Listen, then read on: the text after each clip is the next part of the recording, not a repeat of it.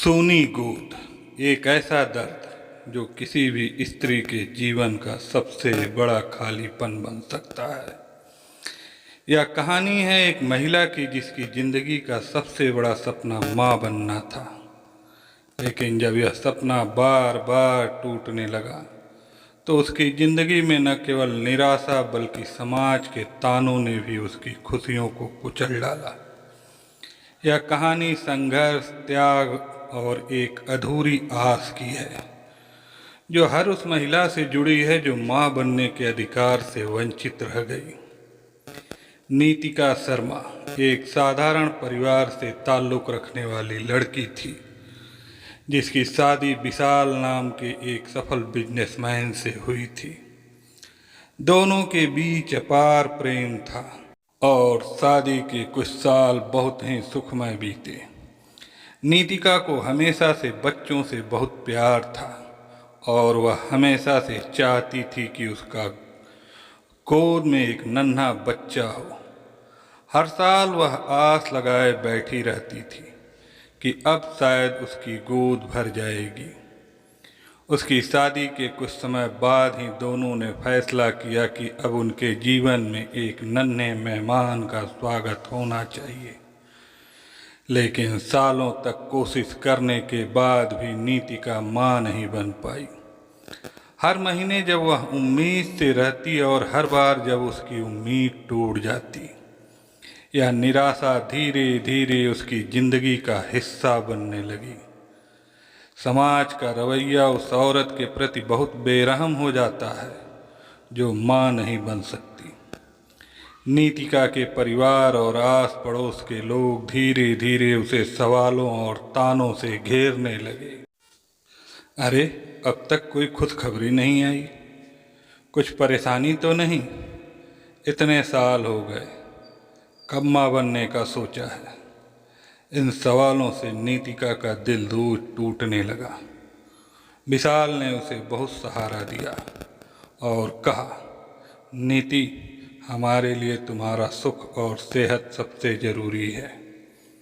माँ बनने का सुख है, लेकिन तुम्हारी तकलीफ़ को देखकर मेरा दिल टूट जाता है। विशाल के ये शब्द उसकी दुख भरी जिंदगी में थोड़ी राहत तो देते थे, लेकिन समाज की बातें उसे अंदर ही अंदर खा रही थीं। नीतिका और विशाल ने डॉक्टरों से परामर्श लेना शुरू किया। उन्होंने बड़े बड़े विशेषज्ञों से मुलाकात की, टेस्ट कराए और कई उपचार किए, लेकिन हर बार परिणाम निराशाजनक ही रहे। डॉक्टरों ने उन्हें आईवीएफ का सुझाव दिया। यह एक महंगा और जटिल इलाज था, लेकिन दोनों ने सोचा कि यह आखिरी उम्मीद हो सकती है। कई महीनों की मेहनत, दर्दनाक इंजेक्शन और मानसिक संघर्ष के बाद भी नीतिका को गर्भवती होने का सुख नहीं मिल पाया। हर बार जब वह डॉक्टर के पास जाती तो उसकी आंखों में उम्मीद होती, लेकिन वापस आते समय उसकी आंखों में आंसू होते। धीरे धीरे इस तनाव का असर नीतिका और विशाल के रिश्ते पर भी पड़ने लगा। विशाल ने कभी नीतिका को दोष नहीं दिया, लेकिन उसके खुद के भीतर भी निराशा बढ़ने लगी थी। हर बार जब लोग उससे बच्चों के बारे में पूछते तो विशाल भी खुद को दोषी मानने लगा। नीतिका को यह सब महसूस हो रहा था और यह दूरी उसे और भी तंग करने लगी। दोनों ने आपस में बात की और विशाल ने नीतिका को बताया कि वह उससे कोई उम्मीद नहीं रखता और बस चाहता है कि वह खुश रहे। लेकिन नीतिका के लिए यह कहना आसान नहीं था। उसकी आत्मा में यह बात घर कर गई थी कि वह एक औरत होकर भी मां नहीं बन पाई। कई सालों की कोशिशों और इलाज के बाद नीतिका और विशाल ने एक और विकल्प पर विचार किया, बच्चा गोद लेने का। उन्होंने सोचा कि यदि उनकी गोद खुद नहीं भर सकती तो क्यों न किसी अनाथ बच्चे को घर लाकर उसकी ज़िंदगी में खुशियां भर दी जाएं। यह सोचकर दोनों ने एक अनाथालय से संपर्क किया और एक छोटी बच्ची को गोद लेने का फैसला किया। जब नीतिका पहली बार उस बच्ची से मिली तो उसके दिल में एक अजीब सी खुशी और सुकून का एहसास हुआ। वह बच्ची जिसका नाम उन्होंने आर्या रखा, उसकी जिंदगी की नई उम्मीद बन गई। दोनों ने उसे दिल से अपनाया और उसकी देखभाल में कोई कसर नहीं छोड़ी। बच्चा गोद लेने के बाद भी समाज का रवैया नीतिका के प्रति बहुत नहीं बदला। लोग अब भी उसे ऐसे देखते थे जैसे उसने कुछ गलत किया हो। खुद के बच्चे क्यों नहीं हुए, कहीं कुछ तो कमी होगी, ऐसे तानों ने उसकी जिंदगी को एक बार फिर से मुश्किल बना दिया। लेकिन इस बार नीतिका ने फैसला किया कि वह इन तानों का सामना करेगी। उसने खुद को और अपने परिवार को समाज की नज़रों से ऊपर रखा और तय किया कि वह आर्या की परवरिश में किसी तरह की कमी नहीं आने देगी।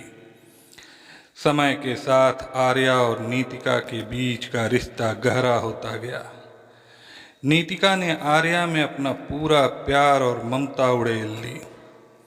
वह हर वो खुशी आर्या को देना चाहती थी जो शायद उसके खुद के बच्चे के साथ वह महसूस करती। आर्या भी अपनी माँ से बहुत प्यार करती थी और उसे कभी महसूस नहीं हुआ कि वह गोद ली हुई है।